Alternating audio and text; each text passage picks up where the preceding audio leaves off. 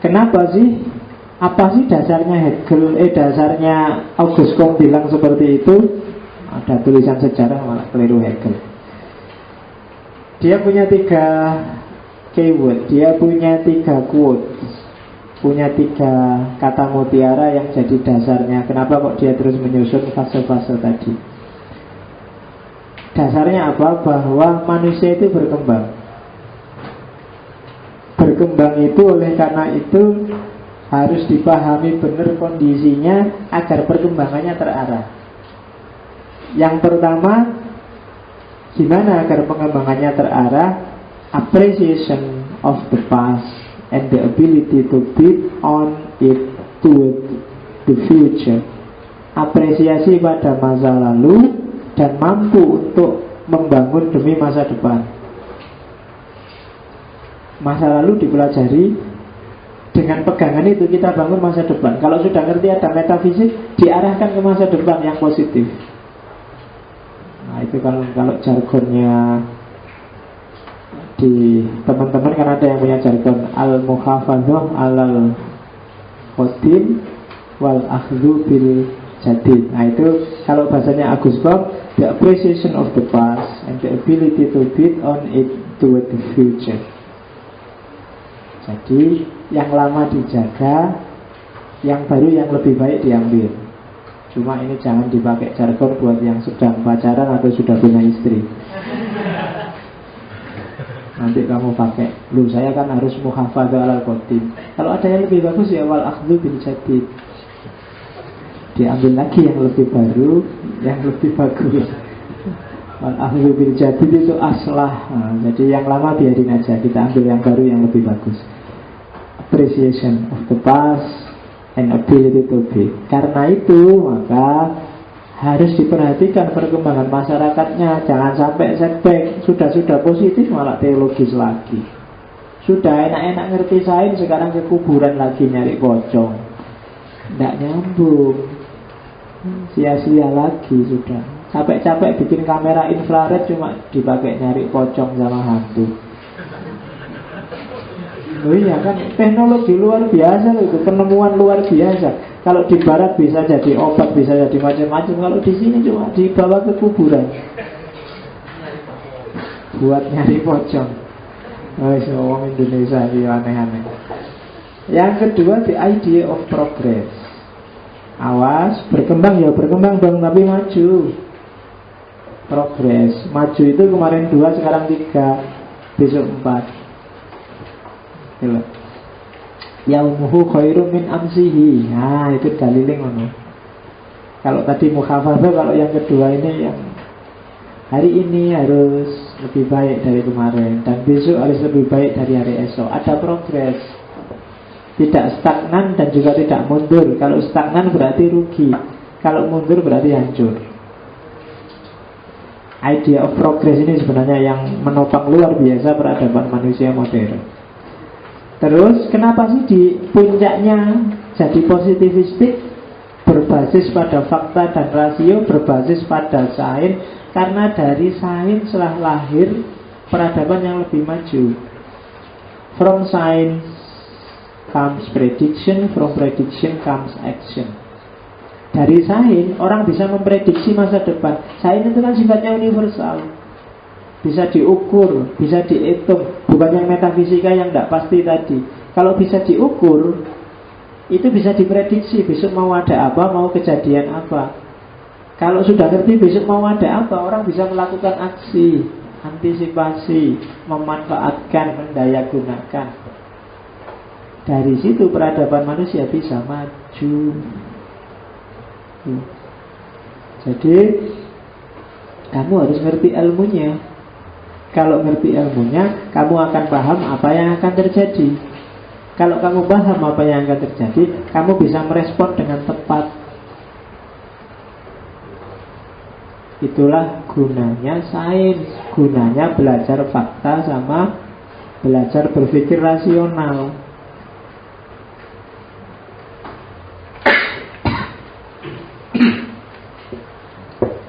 Terus cara memahaminya gimana terusan? Membacanya gimana? Ya kayak tadi, dilihat faktanya. Jangan sibuk dengan makna-makna yang tidak jelas, dengan motif, dengan niat, dengan emosi, tidak usah. Nahnu nahkumu bidhawahir. Nah, itu dari Agus Kom itu. Tidak bisa kamu lihat motifnya orang. Allah kamu bantu saya, padune niatnya. Oh, enggak bisa kamu kasih. Yang penting bantu, syukur, alhamdulillah, makasih ya gitu. Enggak usah sibuk dengan niatnya apa, kamu ikhlas enggak. Tidak bisa kita nyampe sana, katanya Buffon. Sudah dilihat fakta, dilihat kenyataannya. Kamu ceramah tiap hari nggak pernah bantu, dia yang bantu ya tak. Aku lebih suka ke dia yang bantu, kan gitu.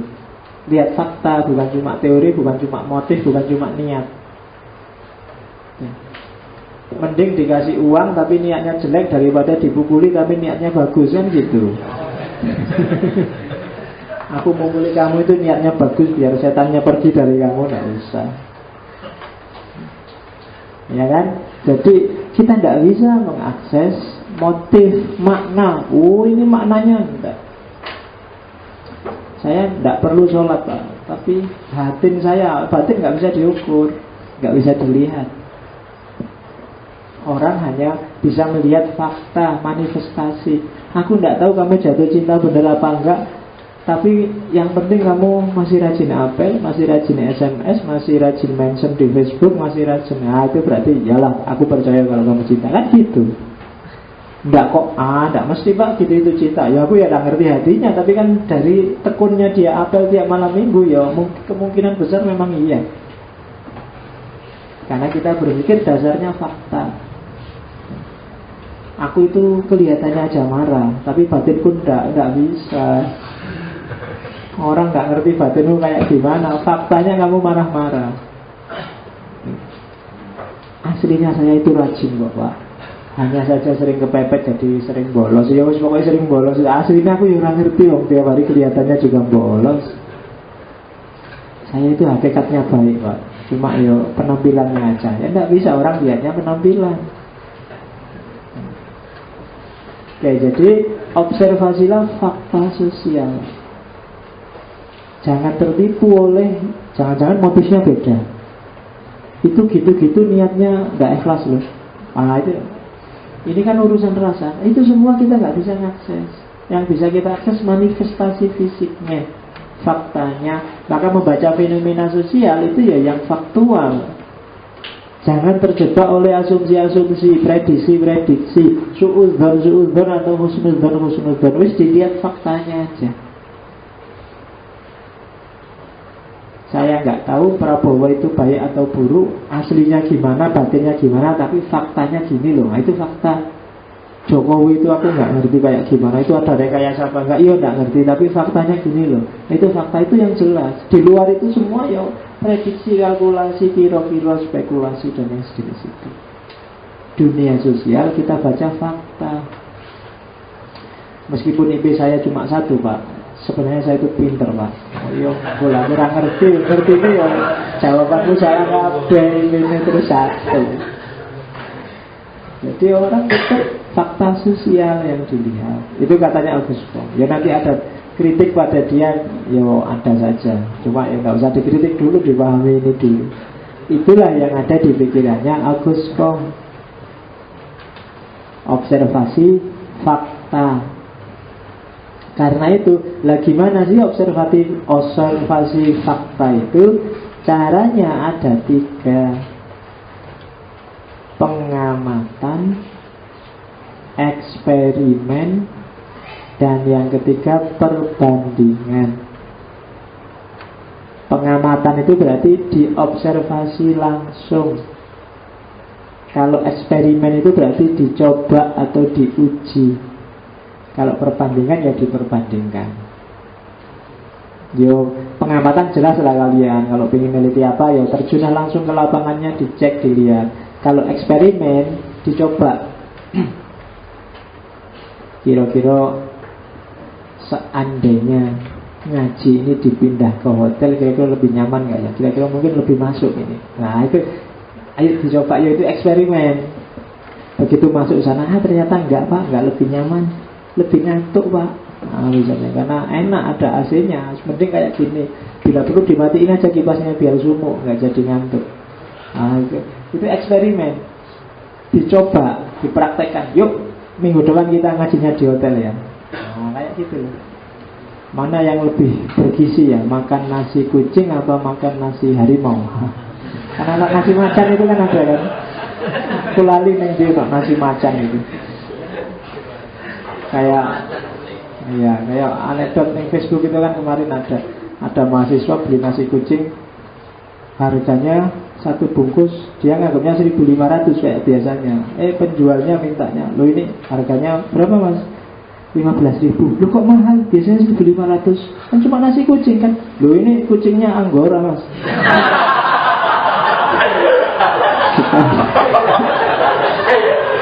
Kucing biasa. Kucing biasa 1.500, kucing Anggora ya. Iya itu ngalang-ngalang nasi macan kan mungkin sego macan, macannya sego kucing, tapi kucingnya Anggora jadi lebih mahal gitu. Jadi pengamatan, eksperimen, perbandingan. Kalau perbandingan ini memperbandingkan dunia sosial, misalnya orang Jawa sama orang Madura, bedanya di mana ya? Orang Jawa Timur sama orang Jawa Tengah, bedanya di mana ya? Itu perbandingan. Ya nanti teori-teori sosial banyak yang mengembangkan itu. Terus terakhir, ini yang unik dari Auguste Comte. Ini teori yang dikeluarkan Auguste Comte saat dia patah hati. Setelah dia naksir perempuan, dikejar-kejar sampai Taylor kok tetap ditolak. Akhirnya dia jadi platonik gara-gara jatuh cinta. Lahirlah konsepnya yang dikenal agama kemanusiaan, religion of humanity, atau positivist religion. Jadi ini sebenarnya mirip. Kalau Rousseau dulu kan punya civil religion. Civil religion itu tidak selalu mirip agama, tapi ritual-ritual sosial yang dibakukan di tengah masyarakat untuk fungsi-fungsi kebersamaan, fungsi-fungsi spiritual, pokoknya untuk bareng-bareng. Itu teorinya Rousseau. Agama juga bisa jadi civil religion. Misalnya NU dengan tahlilannya itu bisa jadi civil religion. Dia tidak cuma fungsi religius, tapi ada fungsi sosialnya di sana. Mungkin kerukunan, mungkin persaudaraan, mungkin ikatan sosial yang semakin erat. Itu namanya civil religion. Jadi agama masyarakat, agama yang berperan jadi agama di tengah masyarakat. Mungkin tidak selalu agama formal. Kadang-kadang sangat konstitusional. Misalnya upacara bendera itu kan kayak agama. Itu sebenarnya sejenis civil religion. Tujuannya menanamkan nasionalisme. Ini yang punya konsep kayak gini Rousseau. Saya tidak ngomong Rousseau karena saya lupa di pertemuan keberapa sudah ada Rousseau. Yang ingin saya ulang cuma Karl Marx, karena saya belum puas ngomong Karl Marx dulu cuma sedikit. Terus agama, jadi Auguste Comte ini memimpikan bikin agama baru yang tidak kayak agama sebelumnya yang mengecewakan. Jadi dia ingin bikin satu agama penuh dengan spiritualitas, penuh dengan humanitas, tapi minus formalitas, bahkan minus Tuhan yang formal. Jadi dia menyebutnya agama positif. Loh, terus agama kan biasa ada Tuhannya. Iya ada, tapi Tuhannya adalah Grand Etre, Supreme Being. Ada yang supreme, ada yang agung. Apa ada yang agung? Itu kemanusiaan. Jadi yang dipertuhankan adalah kemanusiaan. Karena ternyata hampir semua agama sebelumnya banyak yang tidak manusiawi. Bunuh-bunuhan, saling bantai, saling menjatuhkan, saling caci maki. Agama kok tidak manusiawi ya dalam pikirannya Comte. Padahal agama itu kan dari Tuhan diturunkan kepada manusia, untuk manusia. Tapi kok malah dikasih Tuhan petunjuk manusianya malah gak jadi manusiawi. Sehingga dari agama banyak sekali tragedi-tragedi berdarah sampai hari ini. Yang terakhir kasusnya ISIS itu kan. ISIS itu kan yang kok bisa ya orang beragama jadi kayak gitu, kok malah kehilangan kemanusiaannya. Jangan-jangan ada yang keliru. Maka terus Auguste Comte memimpikan agama yang sifatnya kemanusiaan, agama manusiawi, fokusnya pada manusia. Nilai tertinggi yang dijunjung, yang ditegakkan adalah manusia. Dan kebetulan di Perancis saat itu kan sedang populer-populernya era pencerahan yang menomorsatukan manusia. Nah, agama ini ajaran dasarnya adalah cinta dan pengabdian kepada kemanusiaan. Kenapa cinta? Karena ya memang cinta itu nilai paling tinggi dalam kehidupan manusia. Dunia ini besok pagi langsung bubar kalau tidak ada cinta. Kalau tiba-tiba Allah, coba sekali-sekali cinta dibuang dari hatimu semuanya, cinta terhadap apa saja, maka besok pagi dunia kiamat. Ya kan? Yang bikin dunia ini bertahan kan orang tua masih cinta pada anaknya, suami masih cinta pada istrinya, atasan masih cinta pada bawahannya, pemerintah masih cinta pada rakyatnya, rakyat masih cinta pada pemerintahnya. Kalau ini semua hilang, kiamat besok dunia. Kenapa Indonesia ini chaos? Kamu bingung nabrak-nabrak nyari format, karena basisnya kehilangan kemanusiaan, termasuk yang paling tinggi kita kehilangan cinta. Prabowo kehilangan cinta pada Jokowi, dan Jokowi kehilangan cinta pada Prabowo. Demokrat tidak cinta lagi pada PDI, PDI tidak cinta lagi pada Gerindra.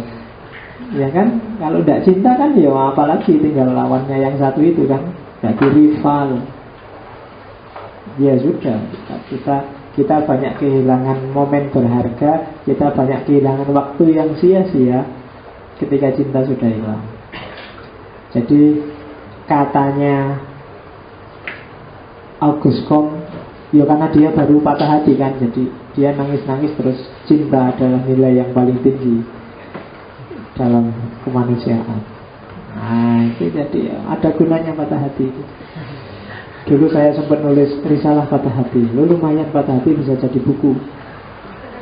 Nah, jadi tahun berapa itu ya, zaman aku baru lulus S1. Patah hati beneran, tapi ya bisa jadi buku. Kelihatannya untuk jadi filosof kamu memang harus ngalami patah hati. Iya. Orang jatuh cinta, orang patah hati itu kan terus jadi puitis, pinter bikin syair. Nah itu syaratnya filosof itu harus agak-agak kayak gitu. Atau pinter bikin syair, bikin puisi. Oke, jadi dasarnya cinta dan cinta sesama, pengabdian pada masyarakat. Nanti dari Auguste Comte lah keluar satu istilah dalam dunia etika yang disebut altruisme. Jadi altruisme itu etika, sikap mental yang siap mengorbankan dirinya untuk kepentingan orang lain. Itu altruis. Egoismenya disingkirkan jauh-jauh dan hanya orang lain yang dia pikirkan. Itu altruis. Dan altruis itu yang bisa melahirkan altruisme, itu cinta, mahabbah. Orang yang tidak cinta nggak bisa berkorban. Orang yang masih perhitungan berarti belum cinta. Aku cinta padamu tapi kamu balas cintaku ya. Kayak enggak ya aku pindah ke yang lain. Itu sebenarnya belum cinta. Itu masih dagang, masih negosiasi, masih cari senang-senang. Kalau cinta itu tidak ada negosiasi. Aku cinta padamu titik, kamu balas apa enggak masalah. aku akan tetap mencintaimu, kan gitu. Oh iya, itu unconditional love, itu the real love. Cinta yang tanpa syarat, itulah yang sejati. Dan itu kan yang digandrungi oleh para sufi besar pada masanya. Hampir semua sufi modus hubungannya dengan Allah itu modusnya cinta. Modus cinta itu berarti tidak usah mikir dirinya, diriku nggak ada apa-apanya, lenyap. Yang ada hanya yang ku cintai. Kayak kamu sedang jatuh cinta itu loh kan, dirimu sendiri kan lenyap. Kamu nggak pernah mikir dirimu lagi. Beli baju yang kamu pikir pacarmu kan, pacarku cocok gak ya kalau aku pakai kayak gini. Kamu mau dandan yang kayak, Pak, aku rambutku kayak gini, pacarku seneng gak ya? Selalu pacarmu. Mau makan aja, aku makan nanti terus kebanyakan, terus gemuk, pacarku rela gak ya aku gemuk, kan seperti itu. Yang ada di pikiranmu cuma dia. Yo, eman-eman sebenarnya kalau cuma pacar. Kamu naikkan dikit lagi. Kalau pada Allah gitu kan enak. Susah Pak jatuh cinta pada Allah itu. Yo latihan. Allah itu yang maha indah, maha cantik. Kalau kamu suka wajah cantik, Allah puncaknya yang paling cantik. Tidak bisa dibayangkan Pak. Yo diusahakan. Memang berat. Itu kan kayak ceritanya Junaid Al-Baghdadi. Junaid ini satu ketika ada seorang perempuan yang suaminya kawin lagi, mengadu padanya. Perempuan ini bilang gini, Junaid, suamiku nikah lagi, nggak terima aku. Jawabannya Junaid, loh, suamimu istrinya berapa? Baru saya sih, tapi sekarang dia nikah lagi. Loh, kalau baru satu ya nambah 3 lagi juga nggak apa-apa, apalagi cuma nambah 1. Perempuannya marah, terus dia bilang, sayangnya kan perempuan di sana itu kan pakai cadar. Kata perempuan itu, sayang wajahku cadaran. Kalau kamu ngerti betapa cantiknya aku, kesimpulanmu gak akan seperti itu. Kalau kamu ngerti betapa cantiknya aku, kamu akan bilang bahwa tidak masuk akal wanita secantik ini kok suaminya kawin lagi. Terus wanita itu pergi. Begitu wanita itu pergi, Junaid langsung pingsan. Murid-muridnya heran, tanya, guru, sampai itu dimarahi perempuan gitu aja pingsan. Katanya Junaid, enggak, aku bukan perempuannya. Aku tiba-tiba merasa seolah-olah yang ngomong itu bukan perempuan itu tapi Allah. Seolah-olah Allah ngomong, kalau kamu ngerti betapa cantiknya aku, hatimu gak akan berpaling kepada yang selain aku. Oh, gitu. Sayangnya katanya Allah, aku tidak bisa membuka tabirku di hadapanmu. Kamu yakin itu, jatuh cinta pada Allah, kan seru. Kamu tiap hari sudah ditemui kan oleh Allah, tapi kan kamunya yang gak serius itu. Allah patah hati luar biasa loh. Kita sudah janjian ketemu sehari 5 kali lah paling enggak, tapi tiap kali ketemu kamu gak serius, pikiranmu kemana-mana, kamu gak perhatian padaku. Kan gitu kalau jadi Allah kan. Untung Allah gak ninggalin kamu, betapa setianya Allah padamu. Jadi kamu sudah dikasih banyak kesempatan. Bahkan Allah membuka pintunya lebar-lebar. Kamu mau ketemu aku kapan aja boleh, gak cuma 5. Mau ditambah-tambahi jadi 10, 20, yang sunah-sunah monggo. Pintuku terbuka buatmu. Tapi kan kamunya aja yang gaya. Allah sudah minta kayak gitu, kamu jual mahal. Kalau ketemu males-malesan. Kalau ke kampus saja bajunya rapi, waktu sholat cuma pakai training sama kaos. Bangun tidur ke WC ya pakai training itu, pakai kaos itu, terus naik sholat ya pakai baju itu. Bayangkan padahal kalau kamu apel kan pakai parfum, pakai itu kan. Ini ketemu yang paling cantik, kamu malah sak-sake. Untung kalau gak tersinggung. Oke, itu sampai opo mau ngomong sampai benar segala. Ya, cinta. Ini karena Agus Pong jatuh cinta, aku sampai di situ. Nah, dari situlah nanti lahir jargonnya positivisme. Love as principle, order as basis, and progress as end. Cinta sebagai prinsip, keteraturan, ketertiban sebagai dasarnya, dan kemajuan sebagai tujuannya. Oh, ini luar biasa. Bisa kamu jadi moto. Yang sudah pakai moto ini adalah Brasil. Kalau kamu lihat benderanya Brasil, yang penggemarnya Neymar dan kawan-kawan, itu kan hijau, ada bulatnya kuning, di tengahnya bulat bola itu ada pitanya. Di pita itu ada tulisan order and progress, tertib dan berkembang maju. Jadi itu jadi semboyannya negara Brasil. Dan memang sengaja ngambil dari Auguste Comte. Jadi kalau pakai pedomannya Auguste Comte dalam hidupmu, jadikan cinta sebagai prinsipnya, kemudian kedisiplinan, ketertiban, keteraturan hidup sebagai dasarnya. Karena kalau kamu nggak disiplin, nggak teratur, nggak tertib, itu hidupmu nggak akan bisa maju. Makan nggak tertib, kuliah nggak tertib, hidup nggak tertib. Oh, itu alamat penyakit datang, kuliah nggak lulus, pacar marah-marah tiap hari. Nggak harus order. Setelah order baru kamu bisa progres. Kalau nggak order nggak akan bisa progres. Kalau hidupmu sendiri kacau, kamu nggak akan bisa maju. Dan kemajuan itu, termasuk ketertiban itu, didasari cinta. Karena begitu ada cinta, tidak ada paksaan. Orang akan sukarela melakukan. Nggak ada keberatan. Semua demi dirimu. Kan gitu kalau cinta. Jadi love as principle, order as basis, and progress as end.